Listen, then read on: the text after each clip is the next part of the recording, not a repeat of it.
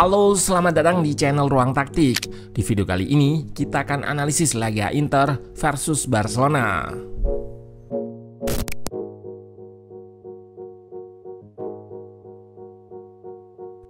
Belas gol tercipta di laga semifinal antara Inter versus Barcelona dalam dua leg ini. Catatan ini merupakan laga semifinal yang seru tidak hanya dari skor, melainkan adu taktik kedua manajer. Hansi Flick mengusung possession football, sementara Simone Inzaghi menggunakan antitesisnya. Pada dua laga ini, penguasaan bola Nerazzurri berkutat di sekitaran 30% saja. Menariknya tentu, dengan possession yang sangat rendah, justru Lautaro dan kawan-kawan mampu mencetak 7 gol. Jika di laga sebelumnya Inter mengekspos defending set piece Barcelona, kali ini berbeda. Mereka mampu melakukan press agresif dan mengubahnya jadi serangan cepat seperti pada gol pertama ini. Dan di babak pertama, Inter gandakan keunggulan dengan situasi yang sama. Press dan serangan transisi cepat yang membuat Lautaro dilanggar sehingga dihadiahi penalti. Namun adu taktikal berlanjut di babak kedua, di mana Barcelona mampu menyamakan kedudukan dan unggul sebelum akhirnya disamakan oleh Acerbi. Nah, penasaran dengan jalannya laga dari segi taktikal? Let's go, kita bahas sama-sama.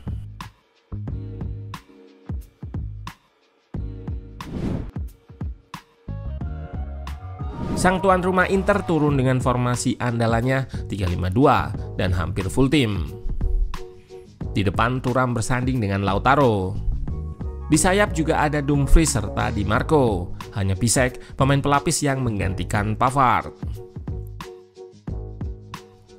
Sementara Barcelona turun juga dengan pakem 4-2-3-1-nya, menggunakan Pedri dan De Jong di pos double pivot. Koundé yang absen digantikan Eric Garcia. Laga ini start dengan pendekatan yang agresif dari kedua tim. Baik Barcelona maupun Inter mencatatkan high turnover atau perebutan bola di area lawan yang cukup tinggi.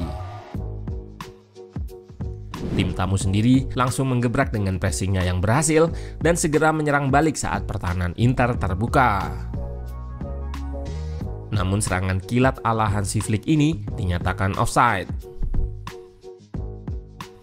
Inter juga sama, mencoba menghentikan lawannya sejak build up atau bangun serangan. Beberapa kali, mereka terapkan man marking untuk lakukan press di depan dengan tujuan memecah fokus pemain Barca sesegera mungkin. Namun bukan Barcelona jika tidak punya resistansi atau ketahanan terhadap press. Mereka beberapa kali bisa lepas. Di sini memanfaatkan man marking Hakan untuk membuka jalur umpan ke ruang antar lini. Olmo mampu terima bola dan lakukan kombinasi umpan dengan Ferran yang kemudian dilanjutkan ke Rafinha di sayap. Namun crossingnya mampu dimentahkan Acerbi. Kemampuan Barcelona untuk mengurai press ini yang membuat Inter kerap menurunkan pressing tingginya ke blok rendah, karena akan sama saja dengan bunuh diri jika meladeni Barcelona untuk pressing tinggi sepanjang laga. Pasalnya, Barcelona era Hansi Flick juga mampu mengendus situasi transisi dengan baik untuk dijadikan serangan balik cepat. Itulah kenapa Simone Inzaghi tidak naif untuk selalu bermain pressing tinggi dan taktik ini baru terlihat berhasil di menit 20. Terjadi perebutan bola di tengah dan Pedri memenangkan possession yang diteruskan ke De Jong lalu ke Olmo. Disinilah press agresif Inter kembali dilakukan. Di Marco yang mendapatkan bola langsung memberikan terobosan ke Dumfries. Tidak egois, ia lebih memilih umpan ke Lautaro yang lebih bebas 1-0.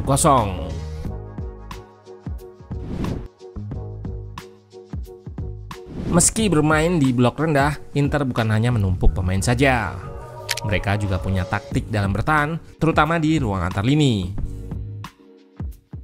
Pada momen ini, terlihat shape bertahannya 5-3-2. Lalu Piszczek naik untuk press agresif lawan di ruang antar lini saat belum sempat balik badan. Ia berhasil lakukan intercept dan segera menyerang balik cepat. Barella berhasil menemukan Lautaro dan ia bisa mengirimkan trupas ke Thuram. Namun sayang, pemain nomor punggung 9 tersebut terjebak offside.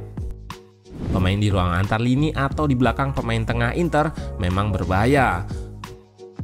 Untuk itu Inzaghi menginstruksikan center back-nya selalu naik bantu press. Terlihat kembali Inter memanfaatkan pressing center back saat low block untuk jadi serangan balik kilat. Ferran sebagai false nine berdiri di ruang antar lini dan Bastoni dengan sigap melakukan press agresif. Serangan balik cepat dimulai oleh Thuram untuk diberikan kepada Dumfries yang selalu sigap mengekspos ruang tersebut. Selain itu di blok yang lebih tinggi, Dumfries kadang ikut join press untuk ganggu build up. Skenario ini juga yang jadi awal gol kedua.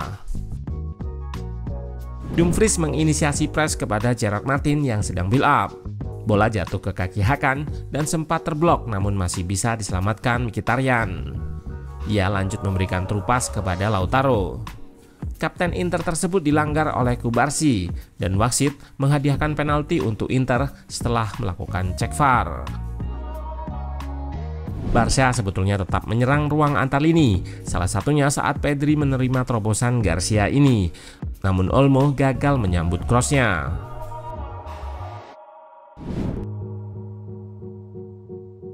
Kesulitan cetak gol di babak pertama, salah satu respon yang dilakukan Flick adalah all-out attack atau menaruh lebih banyak pemain di pertahanan Inter. Terlihat di sini, dua center back hanya di cover De Jong. Garcia terlihat lebih naik, Pedri juga diplot lebih naik untuk menjejali ruang antar lini dengan lebih banyak pemain. Juga terlihat Gerard Martin menjaga sisi lebar lapangan sebelah kiri.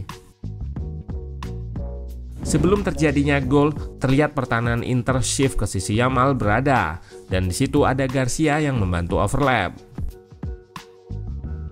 Namun setelah Pedri gagal melakukan percobaan shot, terlihat saat ia mendapatkan bola kembali, sisi kanan pertahanan terbuka. Pedri lalu memberikan operan kepada Martin, namun cutback dimentahkan. Percobaan kedua, ia cross ke tiang jauh, di mana terdapat Garcia yang bebas. Memang tidak disangka Gerard Martin yang kerap jadi bulan-bulanan karena aksi bertahannya menjelma jadi penyelamat pada laga ini. Gol kedua juga andil dari crossing yang sebetulnya tidak dilakukannya di sisi lapangan. Barcelona mengurung pertahanan Inter setelah terjadi free kick dan Martin cukup bebas di half space. Ia memberikan long pass akurat ke kepala Olmo. Gol ini mirip umpan Pedri ke Rafinha di gol Ferran Torres pada leg pertama.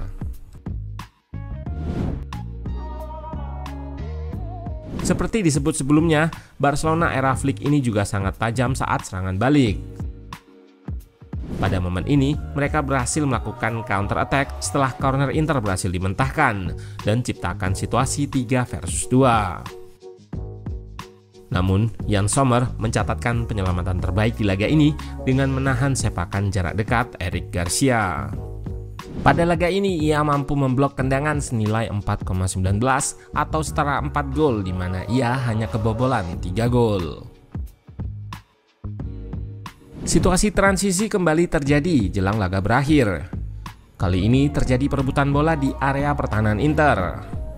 Pedri dan Fermin yang kali ini memenangkan bola hasil blok Garcia. Shape pertahanan Inter yang belum sempurna jadi santapan serangan kilat. Terlihat 3 gelandangnya masih berada di sisi kiri dan Dumfries sedikit ke depan. Pedri kemudian melakukan switch cepat ke Rafinha yang berada di sisi lain. Shot pertamanya berhasil di tepi Sommer, namun beruntung bola rebound kembali kepadanya dan ia ceploskan melalui sepakan first touch kaki kanan. Keunggulan 2-0 Inter tadi berbalik jadi 2-3 dan waktu normal menunjukkan sisa 2 menit saja. Jelang akhir laga terlihat kembali serangan balik Barcelona menghasilkan sepakan Yamal yang membentur tiang. Barcelona seolah sudah di atas angin. Namun terlihat di percobaan terakhir pada menit injury time, Sommer mengirimkan long pass yang disambut 3 pemain di depan, yaitu Thuram, Acerbi, dan Tahremi. Bola dimenangkan Inter lalu digulirkan ke Dumfries.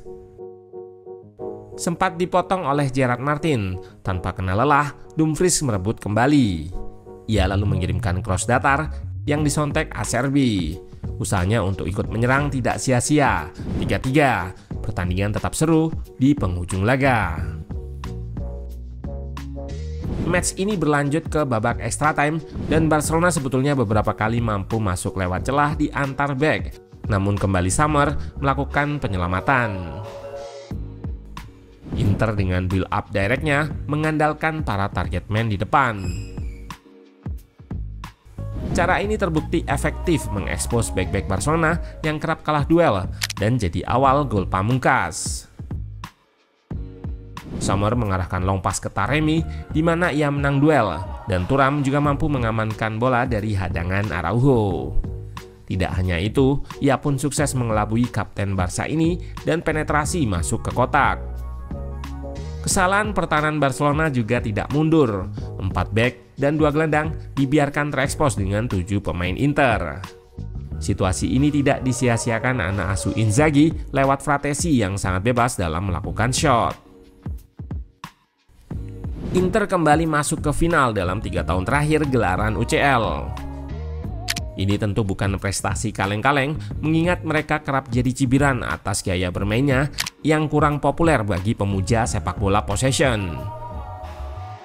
Yap, dengan skuadnya yang bisa dibilang tidak mewah, Inzaghi mampu menghukum tim-tim superior dengan caranya sendiri.